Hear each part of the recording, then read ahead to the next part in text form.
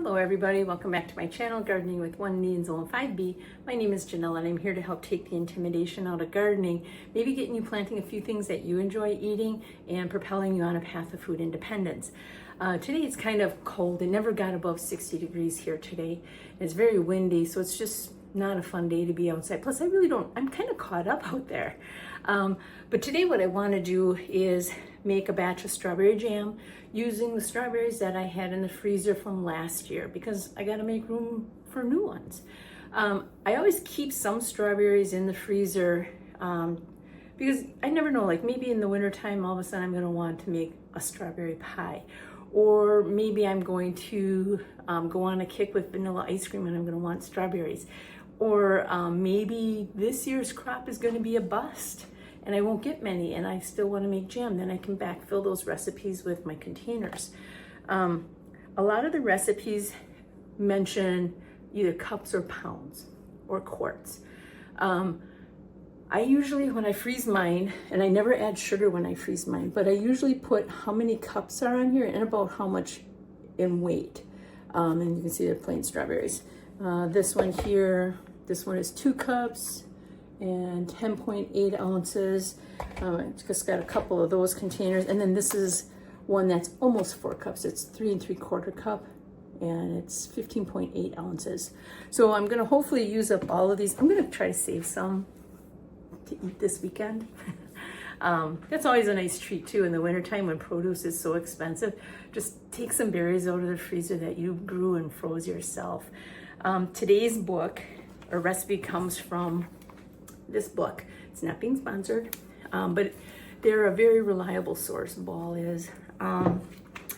There's 3 recipes in here for strawberry jam. One is no pectin, one is with pectin, and one is no sugar.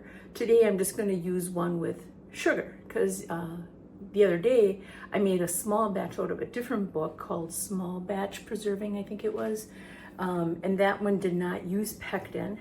And it was a smaller scale. So it was a little bit longer of a process. And that just might be because of that book. But I had tried that recipe years ago. It worked. I'm staying with what works. This one here I've made many, many times. So it's gonna call for 2 quarts of strawberries, which it says about 4 to 5 pounds.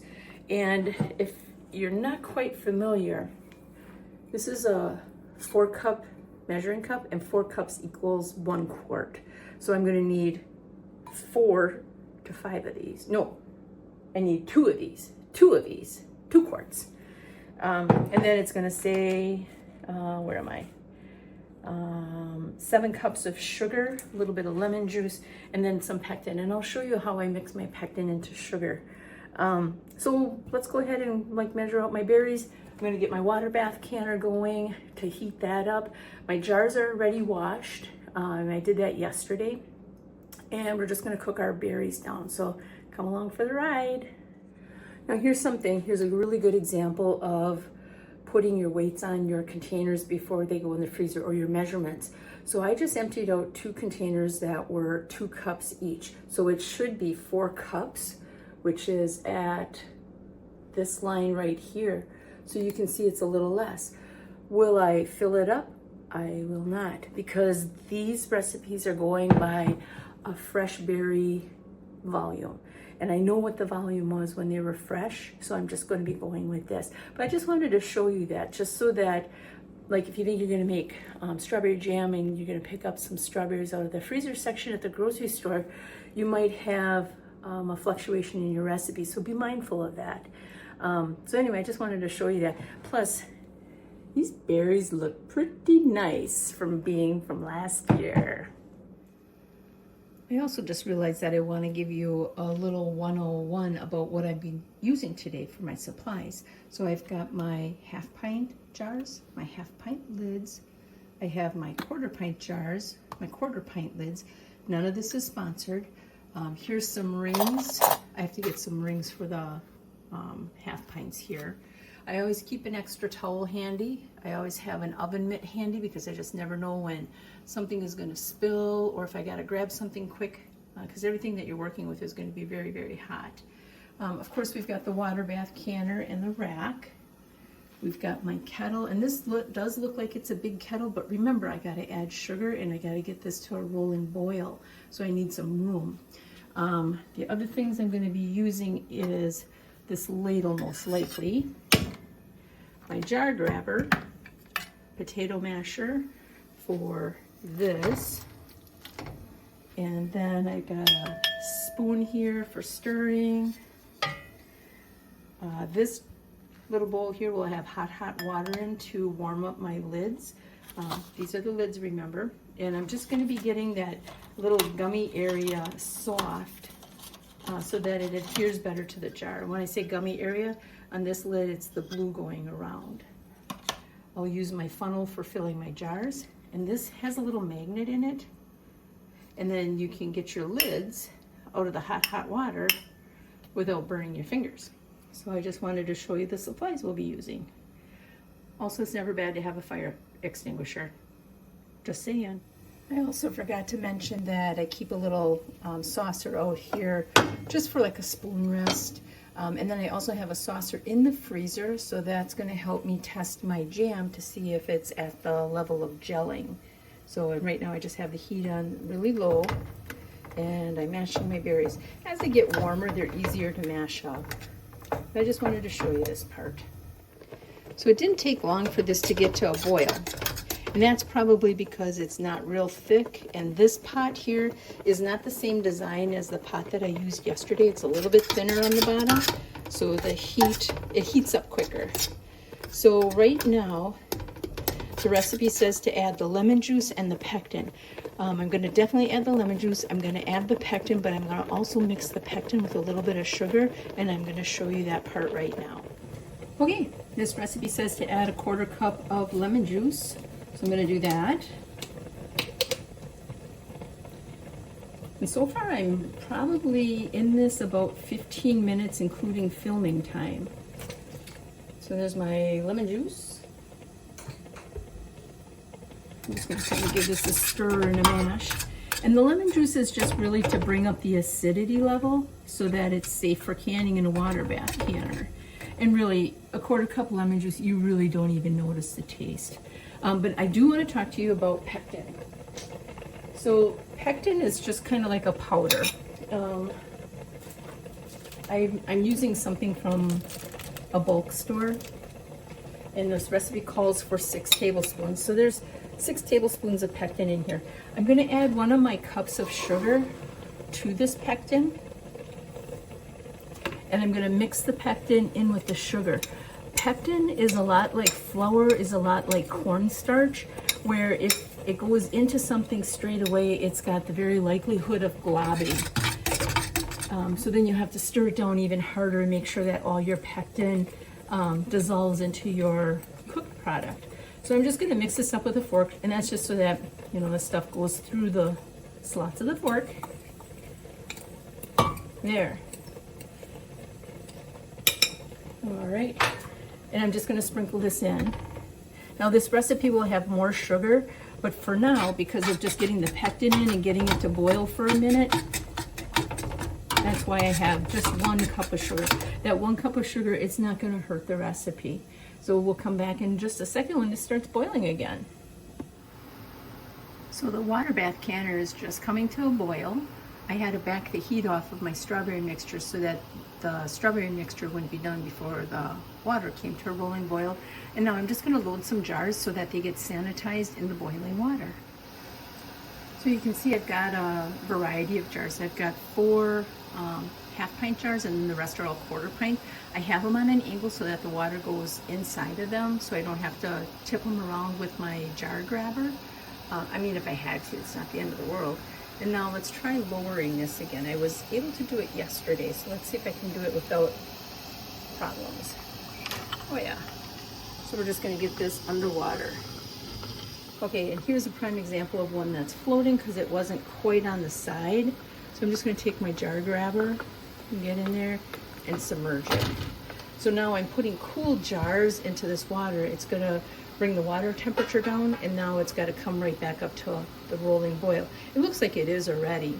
The other thing I wanted to talk about with jars is it's nice to wash them by hand. I know some people run them through the dishwasher because that gives the sanitation right away. But when you're washing them, you can feel around the edges to see if there's any rough spots. And if there are, you know that your lid is not going to seal on there. And you're going to have to get rid of the jar. These jars don't last forever, but if you take good care of them, there's less likely of it chipping. So now I think I'm going to go and get my strawberry mixture back up to its rolling boil and add some sugar. Okay, I've got my strawberries back up to a boil in no time. I just had them on a really low heat. And now I'm going to add the remaining 6 cups of sugar to the strawberries. I know that sounds like a lot, but remember, it's got to work with the pectin. 1, 2, 3, 4, 5, 6. I feel like that's almost like a whole 5-pound bag of sugar. So we're gonna get stirring this. And now we have to bring it to a rolling boil. So that's a boil that is very difficult to stir down. You also have to make sure that you don't feel any of the graininess of the sugar. And what better way to get rid of the graininess is to keep it stirring.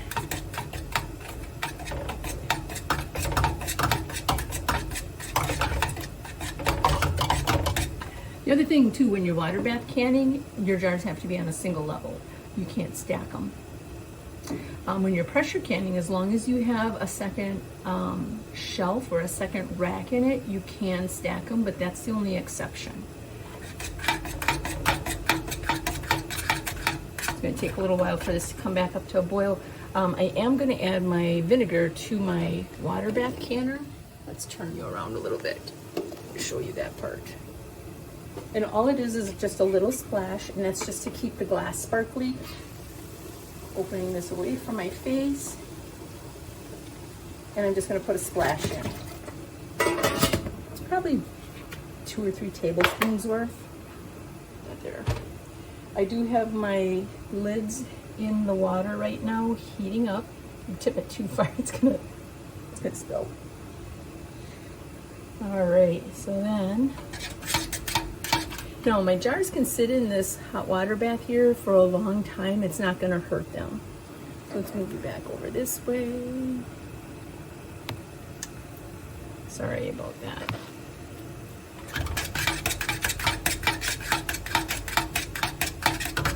And right now, all it is a red, beautiful, soupy color. You see that?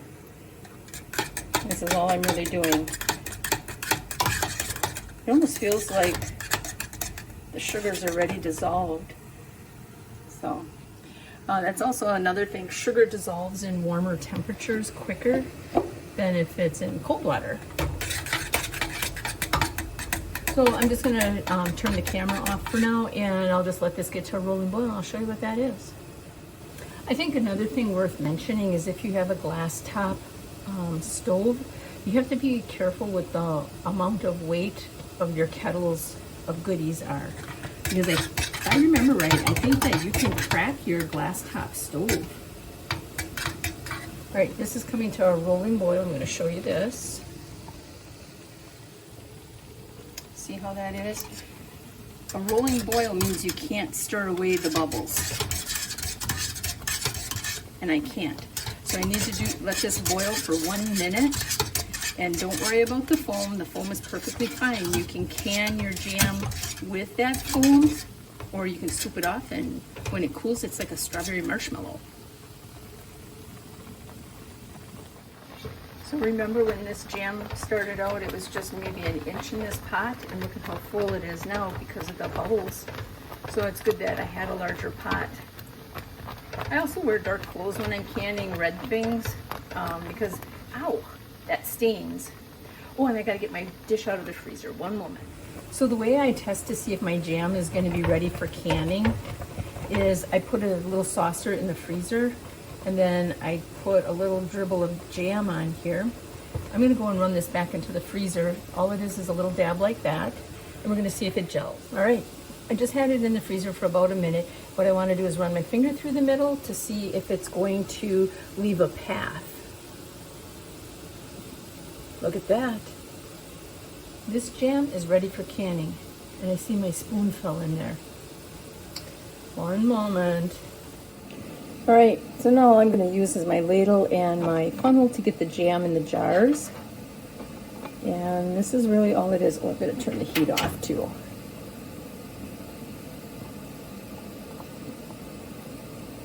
And you want about a 1/4 inch headspace. And headspace is from the level of the jam to the rim of the jar. I'm going to give it a little more. Yeah. It's always ideal to fill your jars to the same level. I mean, if it's off a little bit, not the end of the world, but you don't want to ever can something that's only half full in comparison to everything else that is totally full. Do that a little bit more. Turn that. So yeah, it needs a little bit more. There we go.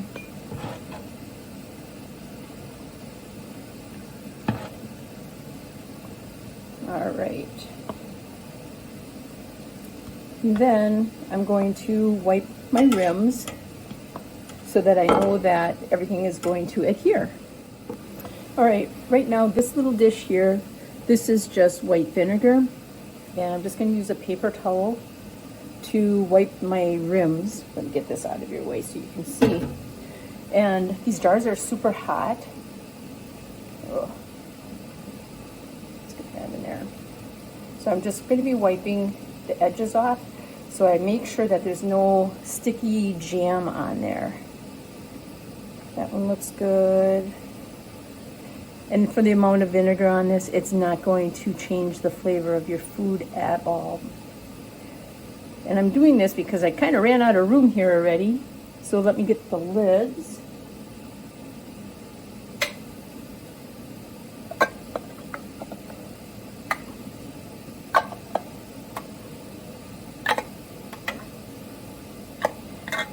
And then we're going to add the rings. Remember, adding the rings, that's this part here, you only want them finger tight.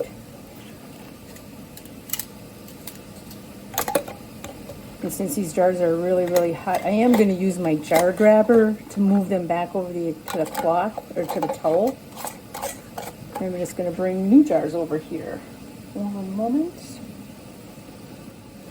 All right, we're going to go with the little jars now. I'm going to give my jam a little stir here because it's starting to cool off. There we go. Whoa, that one's going to be too full, I think. Oh no, right, perfect. Ooh. I'm almost positive I'm going to have to run a second load in the water bath canner. Just because it looks like I have quite a bit left in this kettle.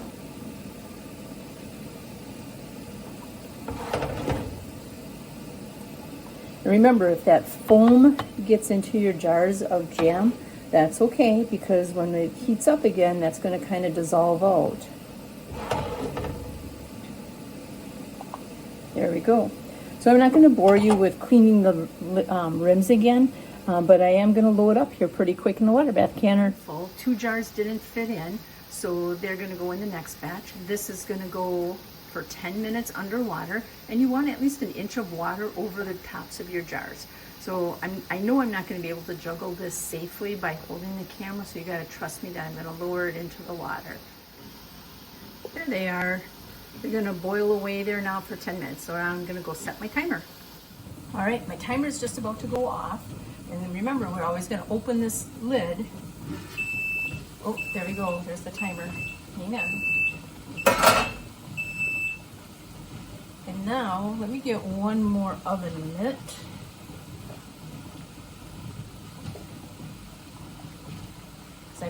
There was some strawberry jam that splashed up and it hit my finger. And I got a little blister there. That makes me sit out of my pants. All right, let's get these out. And we might even hear them start sealing too. And then also I gotta heat up some more jars. That only takes a little while because I don't need that many. Oh, I heard one kind of seal. Oh. I think I heard 3 or 4 seal already. Gosh, my finger really does hurt.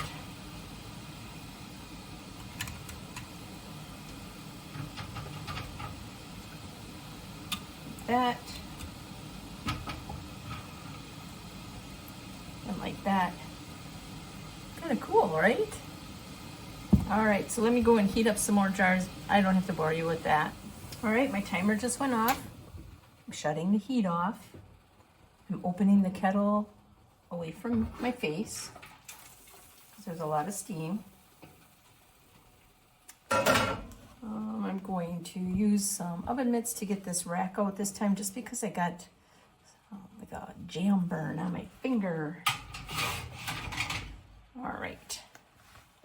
Now we're just going to get the rest of these jars out, and we might hear them seal. They might pop. That's a good thing. When you hear them pop, that means that they're going to be shelf stable.